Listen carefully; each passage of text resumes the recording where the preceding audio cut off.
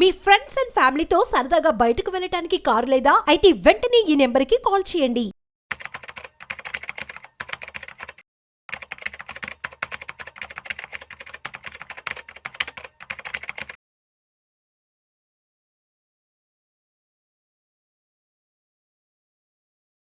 సత్యనారాయణ గారు నమస్తే సార్. నమస్తే. సత్యనారాయణ గారు, గడిచిన 100 రోజుల్లో మన ఇండియన్ స్టాక్ మార్కెట్ నుంచి దాదాపు 60 ట్రిలియన్ల సంపద వైప్ అవుట్ అయిపోయి వెళ్ళిపోయింది. రైట్. అసలు 60 ట్రిలియన్ల సంపద ఆవిరైపోవడానికి ఎటువంటి కారణాలు ఇక్కడ మార్కెట్ ని వెంటాడాయి అంటారు అసలు? అవును, ఇప్పుడు లేటెస్ట్ టాపిక్ అందరిలో ఇది ఒక విధమైన అనమాట. అంటే చిన్న ఇన్వెస్టరు, పెద్ద ఇన్వెస్టరు, అంటే జనరల్గా లాస్ట్ ఇయర్ మ్యూచువల్ ఫండ్స్ కొన్ని పర్ మంత్ 10% ఇచ్చినాయి. ఇప్పుడు పబ్లిక్ సెక్టారు ఈటీఎఫ్లు అంటారు, ఎక్స్చేంజ్ ట్రేడెడ్ ఫండ్స్ 120% ఇచ్చింది లాస్ట్ ఇయర్. ఇప్పుడు లేదు. మళ్ళీ ఎందుకు లేదు ఏంటిది అంటే, ఎవరైతే చిన్న ఇన్వెస్టర్ కానీ ఎప్పుడైనా కానీ ఏం జరుగుద్ది, జరిగిన తర్వాతే మనం డిస్కస్ చేస్తాం. జరిగిన తర్వాత ఏం జరిగిందనే దాని మీద దీన్ని అంతా ఏమంటారు అంటే పోస్ట్ మార్టం రిపోర్ట్ అంటారు జనరల్గా. అంటే అయిపోయిన తర్వాత ఏం జరిగింది అనేది చెప్తారు. ఒకవేళ జరుగుతుందని చెప్పాలి అంటే మాత్రం చాలా వాళ్ళు ఎవరైతే ఉంటారో షేర్ మార్కెట్లో వాళ్ళు అవేర్నెస్ తోటి ఉండి వాళ్ళు గనక అబ్జర్వ్ చేస్తే తెలిసిపోతుంది అది ఎలా జరిగింది, ఏం జరిగింది అనే దానికి. సింపుల్గా ఏంటిదంటే మీరు అనేట్టు 100 రోజుల్లో 60 ట్రిలియన్లు మన మార్కెట్ క్యాపిటలైజేషన్ అంటాం. అయితే చాలా మందికి ఈ మార్కెట్ క్యాపిటలైజేషన్ 60 ట్రిలియన్లు నష్టపోయినాయి, కోల్పోయింది అని అంటే చాలా వరకు ఒక విధమైన డౌట్ ఉంటుంది. నష్టపోవడం అంటే నేను అమ్మలే కదా, నాకు లాస్ ఎట్లా వచ్చింది అనుకుంటాడు ఒకటి. రెండోది, వీళ్ళందరూ ఏమనుకుంటారంటే మార్కెట్ పెరగంగానే 7 లక్షల కోట్లు 8 లక్షల కోట్ల ఆస్తులు పెరిగినాయి, ఒక 1000 పాయింట్లు పడంగానే 7-8 లక్షల కోట్లు పోయినాయి అని అంటారు. నువ్వు ఎవరికి ఇచ్చినవా పోగొట్టుకోవడానికి అని మామూలు ఇన్వెస్టర్కి డౌట్ ఉంటుంది. అయితే అసలు జరిగేది ఏంటిదంటే ఏమి లేదు. దీనికోసం చిన్న ఉదాహరణ, మనం ఒక జాగ్ కొన్నాం ఎక్కడన్నా, మార్కెట్ బాగా పెరిగింది, లేకపోతే అక్కడ outer ring road, regional ring road, inner ring road పోతుంది, ఏమంటే ల్యాండ్ కాస్ట్ పెరిగింది. అంటే మన ఆస్తి యొక్క విలువ పెరిగింది. మనం అమ్మలేదు కానీ మన యొక్క ఆస్తి విలువ పెరిగింది. అట్లానే సపోజు మనది ఒక షాప్ ఉంది రోడ్డు మీద, రోడ్డు వైడింగ్లో పోయింది, లాస్. అంటే ఏంది, నీకు గవర్నమెంట్ కాంపెన్సేషన్ ఇస్తుంది తప్ప మార్కెట్ వాల్యూ ఇవ్వదు. అప్పుడేంది, నీకు విలువ తగ్గిపోయింది. అంటే ఇవన్నీ ఏదైతే ఉందో మన షేర్ మార్కెట్లో కూడా మార్కెట్ క్యాపిటలైజేషన్, మన యొక్క ఆస్తి విలువ తగ్గిందా పెరిగిందా, మనం అమ్మినప్పుడే రియల్గా ప్రాఫిట్ కానీ లాస్ కానీ. ఇక్కడ ఏం జరిగింది అంటే, ఏమైతే ఫారెన్ పోర్ట్ఫోలియో ఇన్వెస్టర్స్ ఉన్నారో వాళ్ళు కంటిన్యూగా అమ్మటం జరిగింది. ఈ అమ్మటము ఇప్పుడు సపోజ్ ఇదే ఉంది జనవరి మంత్, ఇప్పటి వరకు 43,258 కోట్ల రూపాయలకు అమ్మిండ్రు. ఇప్పుడే కాదు, కంటిన్యూగా అమ్ముతూనే వచ్చారు. మధ్యలో ఈ జనవరిలో 2వ తారీఖు తప్ప కంటిన్యూగా వాళ్ళు సెల్లింగ్లోనే ఉన్నారు. డిసెంబర్లో 16,982 కోట్లు అమ్మిండ్రు, నవంబర్లో 45,974 కోట్లు అమ్మిండ్రు, అక్టోబర్లో 114,445.89 కోట్లు. అంటే అక్టోబర్, నవంబర్, డిసెంబర్, జనవరి కంటిన్యూగా సుమారుగా 1,60,1,80,000 2,25,000 కోట్ల రూపాయలకు వాళ్ళు ఎఫ్ఐలు అమ్మడం జరిగింది. ఇది మెయిన్ రీజన్. అయితే మనోళ్ళు కూడా కొనడం జరిగింది. ఎవరు? డిఐఐలు.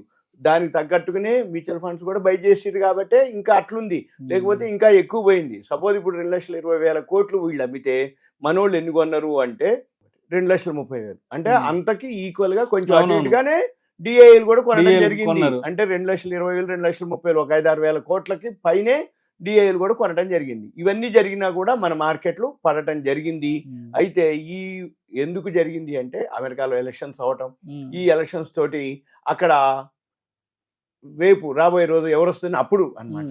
తర్వాత ఎప్పుడైతే ట్రంప్ గెలవటం జరిగిందో, గెలిచిన తర్వాత ఫారెన్ పోర్ట్ఫోలియో ఇన్వెస్టర్స్ కానీ ఎఫ్ఐఐలు కానీ వాళ్ళందరికీ ఏముందంటే, ఇంకా మనకి అమెరికాలోనే ట్రంప్ వచ్చింది కాబట్టి ఆయన షేర్ మార్కెట్ ఫేవర్ కాబట్టి షేర్ మార్కెట్ బాగుంటుంది కాబట్టి మనం ఇంకా వేరే దేశాల్లో ఇన్వెస్ట్ చేయక్కర్లేదు అనేది ఒకటి. రెండోది ఏంది, 20వ తారీఖు ప్రమాణ స్వీకారం ఉంది. 20వ తారీఖు ఆయన ఎప్పుడైతే ఉందో, ఆయన ఉన్నప్పుడల్లా కూడా అంటే షేర్ మార్కెట్ వరకు పాజిటివ్గానే ఉంది. అంతకుముందు ఇప్పుడు జో బైడెన్ అనే అతను ఆయన సాఫ్ట్, ఈయన మాది రఫ్ కాదు.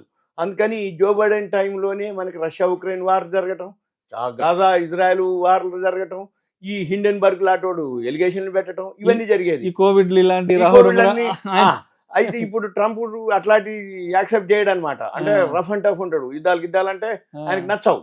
షేర్ మార్కెట్ అంటే ఓకే, గ్రోత్ పెంచాలంటే ఓకే, ఏంటంటే వ్యాపార వాణిజ్య రంగాలు డిస్టర్బ్ కాకూడదు, డిస్టర్బ్ కాకుండా గ్రోత్ ఉండాలి, స్మూత్ గా వెళ్ళాలి, ఎకానమీ గ్రోత్ ముందుకు వెళ్ళాలి.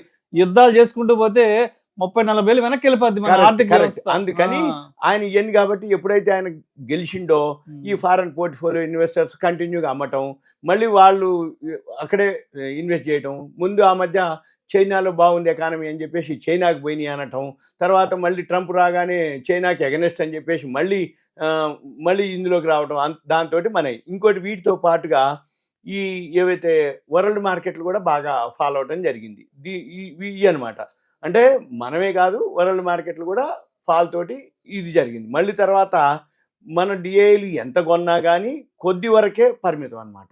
దీంతో ఏంటిది, మార్కెట్లో మనకి ఈ జరిగిన ఎలక్షన్స్ టైంలో డిసెంబర్ కానీ, ఇప్పుడు ఈ జనవరి కానీ, నవంబర్, అక్టోబర్లో రిజల్ట్స్ ఏం లేవు, ఈవెంట్స్ ఏం లేవు. ఎలక్షన్స్ అన్నీ అయిపోయినాయి, మంది అయిపోయింది, అమెరికాలోనూ వస్తున్నాయి అని లేదు జరిగింది. ఇప్పుడు మనకి జనవరిలో థర్డ్ క్వార్టర్ రిజల్ట్స్ వస్తాయి, న్యూ ఇయర్ వస్తుంది, ట్రంప్ రేపు రిజల్ట్స్ ఉన్నాయి, ఫిబ్రవరి 1st బడ్జెట్. అందుకని ఇప్పుడు ఏంది, అన్ని సెల్లింగ్ చేసి అంటే బాగా పడేసి వాళ్ళు అమ్మేసి ఏం చేస్తారు, అందరు ప్యానిక్ అయి బాటంకి వస్తుంది కదా, మళ్ళీ అక్కడ ఏం చేస్తారు, వాళ్ళు బయలోకి వెళ్తారు. మళ్ళీ రేపు ఫిబ్రవరి 1st బడ్జెట్ అనుకోండి, థర్డ్ క్వార్టర్ రిజల్ట్స్ అనుకోండి, ట్రంప్ కనుక ఏదైతే ప్రమాణ స్వీకారం అయిపోతే ఆయన ఏదైతే అనౌన్స్మెంట్స్ అనుకోండి, ఇప్పుడు ఆయన ప్రమాణ స్వీకారానికి ఏదైతే వరల్డ్లో ఏవైతే మిత్ర దేశాలు ఉన్నాయో వాళ్ళందరినీ ఇన్వైట్ చేయటం, ఇప్పుడు మోడీ గారు పోయిన తర్వాత అక్కడ డిస్కషన్ జరుగుతాయి, మీకు మాకు ఏం చేయాలంటాం. అప్పటి నుంచి మళ్ళీ మన మార్కెట్లో మళ్ళీ ఉంటాయి. కాకపోతే ఇప్పుడు మీరు అన్నట్టు అదొకటి, యుఎస్ బాండ్ ఈల్డ్ కూడా, అంటే బాండ్ ఈల్డ్ అంటే ఏంటంటే అక్కడ బ్రెంట్ పెరగటం, అంటే క్రూడ్ ఆయిల్, ఈ ఎఫెక్ట్ తోటి క్రూడ్ ఆయిల్ పెరగడం వలన కూడా మన దేశానికి ఒక ఎఫెక్ట్ అనమాట. ఎప్పుడైనా కానీ మనకి క్రూడ్ ఆయిల్ ప్రొడక్షన్ ఉండదు, క్రూడ్ ఆయిల్ మనం ఇంపోర్ట్ చేసుకోవాలి. క్రూడ్ ఆయిల్ ఎప్పుడైతే ఇంపోర్ట్ చేసుకుంటామో ఫారెన్ కరెన్సీ ఖర్చు అయిపోద్ది, డాలర్లు అయిపోతాయి మన కాడ. అందుకని మనం ఎక్కువ శాతం అది మైనస్ పాయింట్ అనమాట. క్రూడ్ ఆయిల్ ధర తగ్గితేనే మనకు లాభం. వరల్డ్ మార్కెట్లో అన్ని క్రూడ్ ఆయిల్ పెరిగితే వాళ్ళకి ఒపెక్ అని ఉంటుంది, గల్ఫ్ కంట్రీస్, వాళ్ళు ఆయిల్ ప్రొడ్యూస్ చేస్తారు, వాళ్ళకి లాభం, మనకి మాత్రం నష్టమే. ఇది కూడా మన మార్కెట్ మీద లాస్ కావడానికి అదొక ప్రభావం. ఏది, క్రూడ్ ఆయిల్ ధరలు పెరగటం, ఇవన్నీ తోటి మన రూపాయి మళ్ళీ ఆల్ టైమ్ లోకి రావటం. అంటే ఏంది, డాలర్ ఎప్పుడైతే ట్రంప్ రావటం అయిందో డాలర్ స్ట్రాంగ్ అయిపోయింది. డాలర్ స్ట్రాంగ్ అయిపోతే రూపాయి వీక్ అయిపోతుంది. ఈ రూపాయి వీక్ అయిపోవటం వల్ల మనకి ఇంకా అంటే మన యొక్క విలువ తగ్గిపోతుంది. అంటే మిగతా దేశాలతో పోలిస్తే మనం ఓకే, కానీ డాలర్తో పోల్చుకుంటే మన రూపాయి క్షీణత ఆల్ టైమ్ హైకి రావటం, ఆల్ టైమ్ హైలో, అంటే క్షీణతలో హైట్ అయ్యి తగ్గడంలో హైలో ఉండటం. అంటే ఏంది, డాలర్ స్ట్రాంగ్ అవ్వటం, ఫారెన్ పోర్ట్ఫోలియో వాళ్ళు అమ్మటం, ఈ అంటే వార్లని, తర్వాత ఎలక్షన్స్ అని, తర్వాత యుఎస్ వాళ్ళ బాండ్ ఈల్డ్ పెరగటం. అయితే లాస్ట్ వీక్ మాత్రం ఒక గుడ్ న్యూస్ వచ్చింది మనకి. ఏం గుడ్ న్యూస్ అంటే, అక్కడ జాబ్ డేటా ఏదైతే ఉందో అది ఒకటి కొంచెం గుడ్ న్యూసే. అయితే మనకి గుడ్ న్యూస్ కానీ, అంటే మన వాళ్ళు అక్కడ ఉంటారు కాబట్టి జాబ్స్ వస్తాయి, కానీ షేర్ మార్కెట్కి అది బ్యాడ్ న్యూస్ ఒకటి. తర్వాత మనకి గుడ్ న్యూస్లు ఏంటిదంటే, రేపు 1st బడ్జెట్ ఉంది. రెండోది, ఇప్పుడు మొన్ననే మన మంత్లీ అది వచ్చింది ఇన్ఫ్లేషన్ డేటా పాజిటివ్ వచ్చింది, ఐఐపి డేటా పాజిటివ్ వచ్చింది. ఎప్పుడైనా కానీ ఇన్ఫ్లేషన్ డేటా తగ్గాలి అంటే, ఇన్ఫ్లేషన్ అంటే ద్రవ్యోల్బణం, మనం కొనుక్కునే వస్తువుల యొక్క ధరలు తగ్గాలి, ఐఐపి డేటా పెరగాలి. ఐఐపి అంటే ఇండెక్స్ ఆఫ్ ఇండస్ట్రియల్ ప్రొడక్షన్, అది పెరగాలంటే ప్రొడక్షన్ పెరగటం. అది మనకి ఇప్పుడు లాస్ట్ 2-3 days బ్యాక్ డేటా రావడం జరిగింది, అది పాజిటివ్ వచ్చింది. ఇవన్నీ మనకి గుడ్ న్యూస్లు. అయితే ఏదున్నా థర్డ్ క్వార్టర్ రిజల్ట్స్ వెయిట్ చేయాలి, ఫిబ్రవరి 1st బడ్జెట్ వెయిట్ చేయాలి. ఇప్పుడు 20వ తారీఖు ట్రంప్ ప్రమాణ స్వీకారం చేస్తే మళ్ళీ మనకి మంచి రోజులు వస్తాయి. ఇప్పుడు మీరు అన్నట్టు లాస్ అయిందంటే 4 నెలల నుంచి వాళ్ళు కంటిన్యూగా అమ్ముతూ వచ్చారు, మళ్ళీ సెల్ చేస్తూ వచ్చారు. మళ్ళీ వాళ్ళు ఎక్కడో ఒక దగ్గర మళ్ళీ వాళ్ళు బై చేస్తారు, బై చేస్తే ఆటోమేటిక్గా మళ్ళీ మన మార్కెట్ బాగుంటుంది, అయిపోతాయి. Thank you sir.